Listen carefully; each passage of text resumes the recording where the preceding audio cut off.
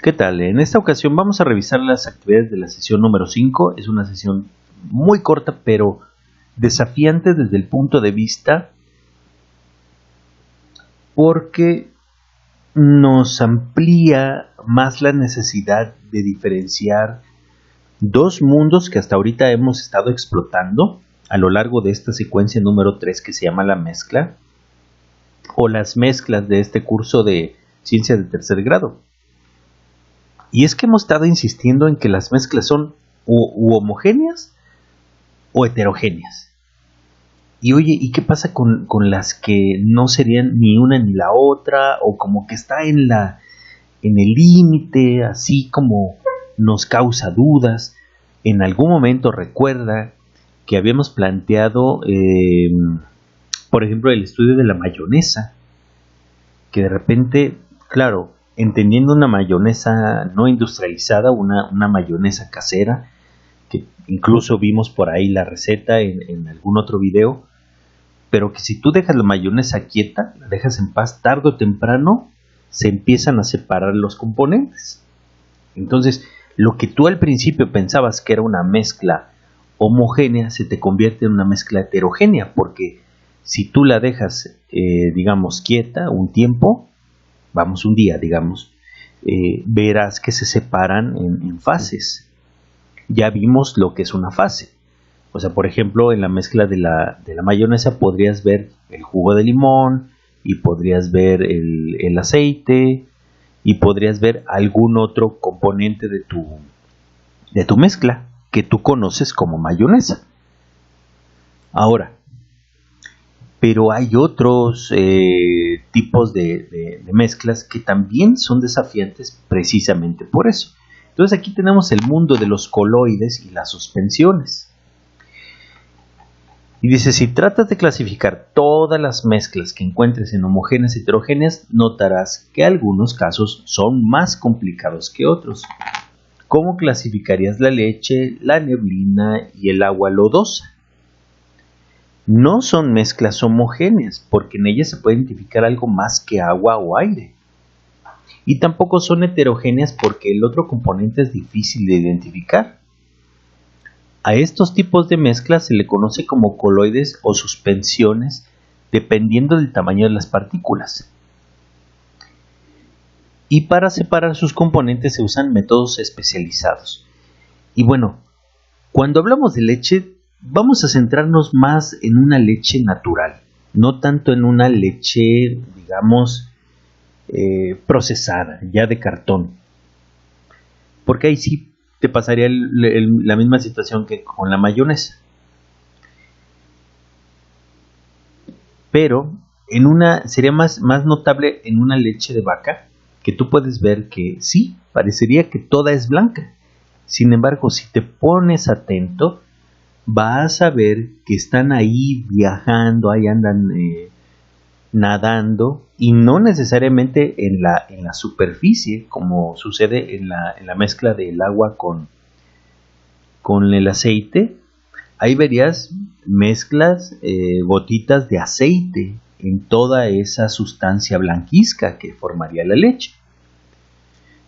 Lo mismo pasaría con el agua lodosa, porque en un momento dado verías que es cierto, el agua pues nadie la está moviendo, pero ves que flotan algunas partículas de arena y de otros productos, porque no todo es arena, y ahí sí puede estar y puede pasar muchísimo tiempo y no ves que se separen, como para decir se van a sentar, pero tampoco puedes decir que es homogénea, porque sí alcanzas a ver los pedacitos de sustancias con respecto a la del agua, por ejemplo.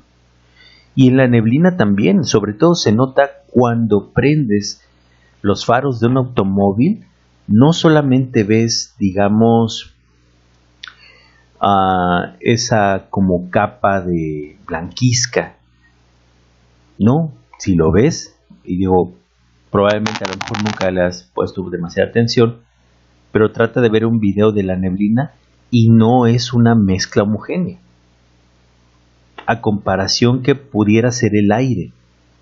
Si tú has ido a la Ciudad de México, y has ido ahí al centro, por ejemplo, tú puedes ver que ya estando dentro, el aire se ve normal, transparente.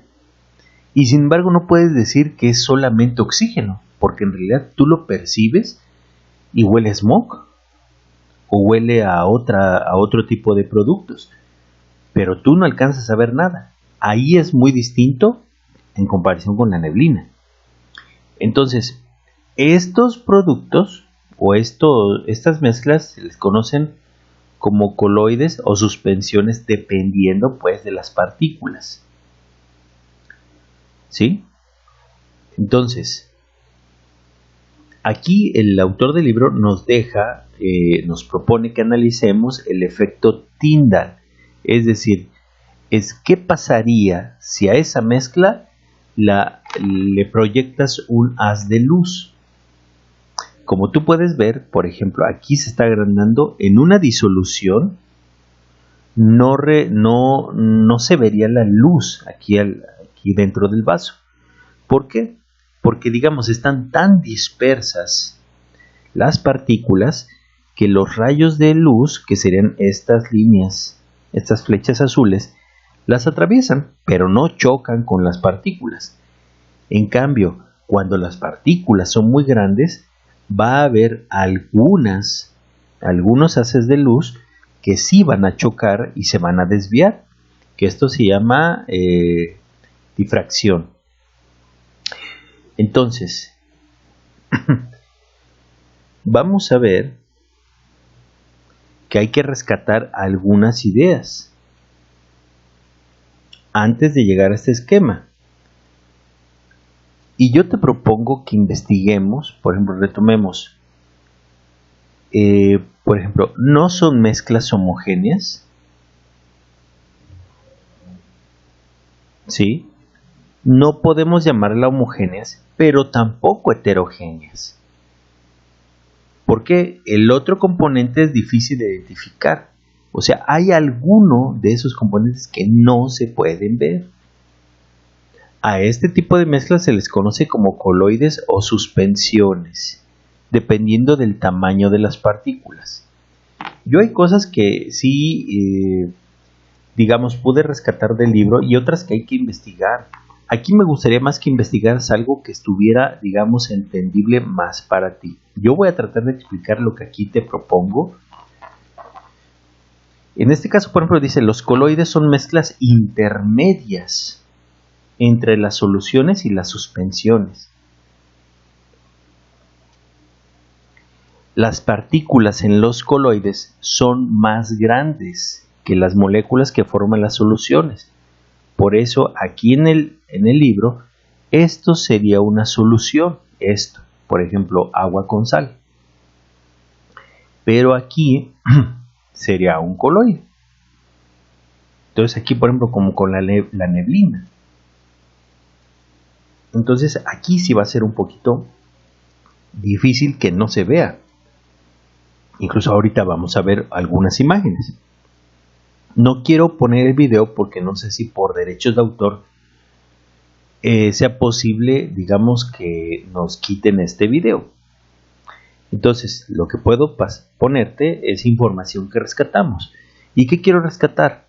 Pues bueno, las sustancias que son coloides, las dimensiones de las partículas están comprendidas entre los 10 y los 100 nm, significan nanómetro, o sea, una 1000.000.000ª parte de lo que es el metro, una cosa pequeñísima. Y las moléculas en la solución están entre el 0.1 y 10 nanómetros, o sea, mucho más grande las partículas en los coloides que en las soluciones. Y bueno, ¿y dónde hay coloides? Pues mira, básicamente todos los tejidos vivos son coloides. Y eso puede ser tu piel, pueden ser tus músculos. Ahí vas a ver que sí es una mezcla, pero no es una mezcla homogénea. Ahora, Dice, el suelo en parte está constituido de un material coloidal. Por más que esté revuelta la arena, siempre vas a ver, por ejemplo, las roquitas, ¿cómo las vas a poder diluir? Pues no se puede. Entonces, de alguna manera, ese sería otro ejemplo en el suelo. ¿Y en qué otros? Pues en alimentos como queso, mantequilla. Si te das cuenta, muchas de ellas tienen grasa. Muchas de ellas tienen grasa. Y sí, puede que ahí ande flotando la grasita dentro del, digamos, del disolvente que sería la leche. Pero la grasita esa no. Pero tampoco puedes decir toda se va a ir arriba. Para nada. Ahora, me gustó mucho esta tablita porque dice, bueno, hasta ahorita habíamos tratado más con las soluciones. Y ya que estamos hablando de coloides y suspensiones, ¿qué diferencia habría entre ellos? Y fíjate, una diferencia esencial es el tamaño de las partículas. ¿Dónde son más chicas? En la solución. ¿Dónde es, digamos, intermedio? Por eso decía que son intermedios, sería los coloides. Fíjate el tamaño, de 10 a 100 nanómetros. Y la suspensión, ¿por qué se caracteriza? Por ejemplo, hay muchos medicamentos que son suspensiones. Sobre todo ese tipo de medicamentos que vienen en polvo y que tú le tienes que vertir una cierta cantidad de agua y tienes que estarlo agitando cada vez que lo vas a tomar. Pues aquí las partículas son más grandes. Incluso hay algunos tipos de antibióticos que cuando te pasas el medicamento sientes cierta arenilla en la lengua, de que son tan grandes dentro de lo que cabe, dentro de lo que cabe, de lo grande que son estas partículas en la suspensión. Ahora, ¿qué otra diferencia hay? Pues en las soluciones no se puede ver dos fases, nada más hay una. Por ejemplo, en el café no puedes ver aquí está el café y aquí está el agua, son una sola. Pero en los coloides sí se pueden ver, sobre todo si los dejas descansar. ¿Sí? Ahora,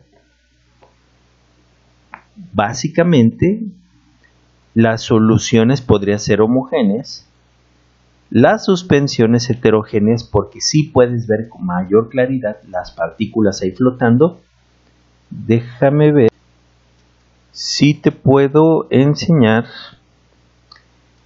una suspensión, una imagen, una suspensión química, imagen. Vamos a ver.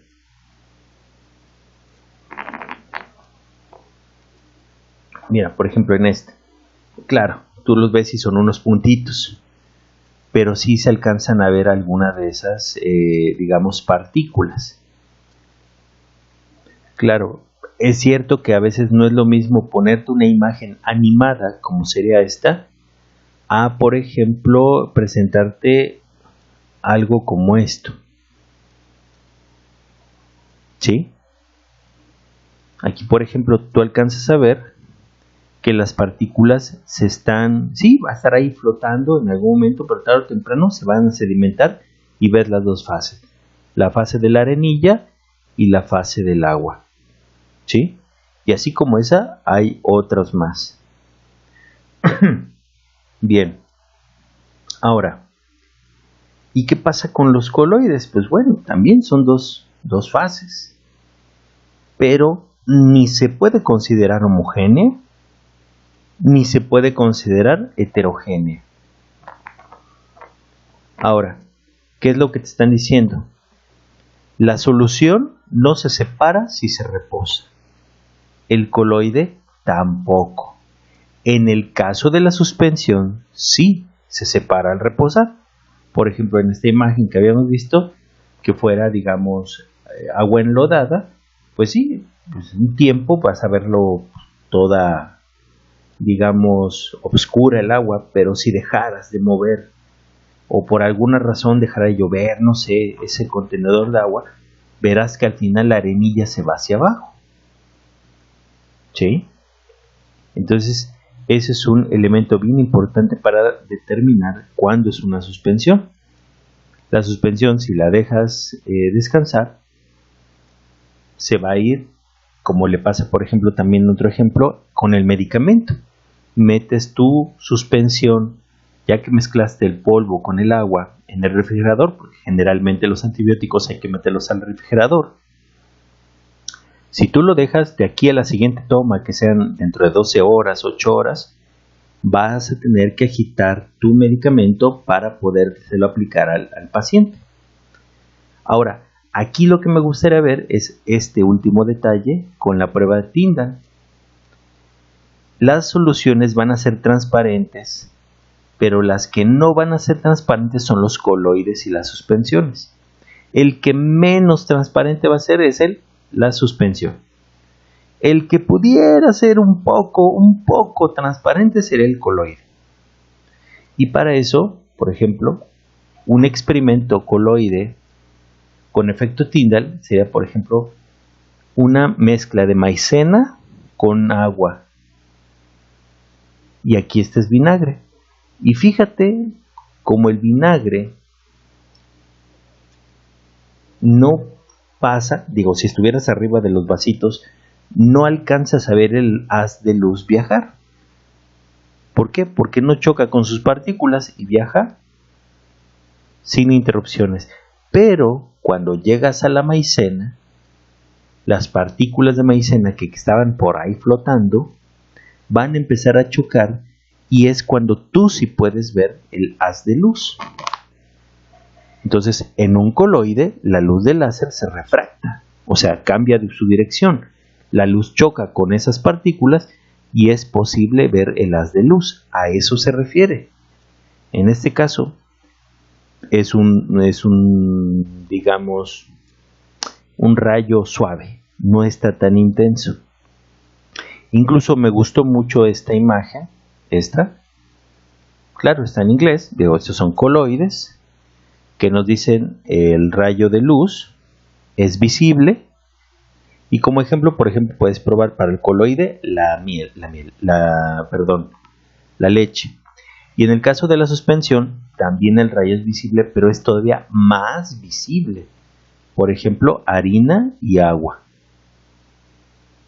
¿Dónde no se va a poder reflejar? Pues mira, en la solución no es visible. Por ejemplo, en el agua o como veíamos hace ratito aquí arriba, en el vinagre.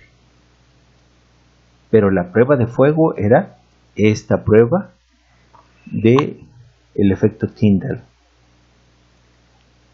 Ahora, hay que ampliar nuestro mundo. Ya no solamente son mezclas homogéneas y heterogéneas. Fíjate que ya hay intermedios, los coloides, que no son homogéneas para nada, aunque aquí tengamos una bolita de mayonesa. Y las suspensiones tampoco son heterogéneas, se parecen un poquito, porque si alcanzas a ver las dos fases. Por ejemplo, el agua enlodada. Tarde o temprano la arena se va a ir al fondo y el agua va a quedar en la parte de arriba. Pero bueno. Pero hay que ver que estas se pueden separar, las mezclas. ¿Y en qué se van a separar? En sustancias que o bien son compuestos o bien son elementos. ¿Qué es un compuesto? Pues es la unión de dos o más elementos químicos. Eso es un compuesto. ¿Sale? Por ejemplo, la sal. Tú a simple vista pues ves solamente granitos blancos, pero están mezclados el sodio y el cloro. Ahora, si no están formados por dos más elementos, sino solamente uno, ¿cómo se les llama? Elementos.